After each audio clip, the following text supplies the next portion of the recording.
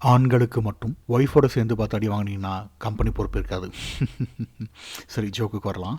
ஒருத்தர் வாக்கிங் போகலான்னு வெளியில் வரான். அங்கே பார்த்தா ஒரு பெரிய சவ ஊர்வலம் போயிட்டுருக்கு. 2 சவ பெட்டியும் அதுக்கு பின்னாடி ஒருத்தன் பெரிய நாயை கூட்டிகிட்டு நடந்து போயிட்டுருக்கான். இவங்களுக்கு பின்னாடி ஒரு 100-150 பேர் நடந்து வந்துட்டு இருக்காங்க. இதை பார்க்குறவனுக்கு ஒரே ஆச்சரியம். என்னவா இருக்கும், ஏதா இருக்கும், யாரும் பெரிய தலைவர்கள் கூட செத்த மாதிரி நியூஸில் இல்லையே அப்படின்ட்டு அந்த முன்னாடி நாயோட நடந்து போயிட்டுருக்கவன்ட்ட போயிட்டு பேச்சு கொடுக்குறான்.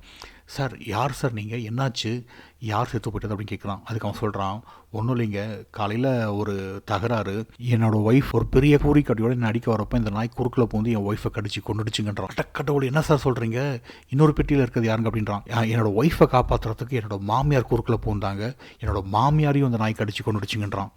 இதை கேட்டுட்டு இவனுக்கு ஒரே ஆச்சரியம். பக்கத்தில் போய் மெதுவாக ரகசியமா, சார், அந்த நாய் எனக்கு ஒரு 2 நாளைக்கு கடன் கொடுக்குறீங்களா அப்படின்றான்.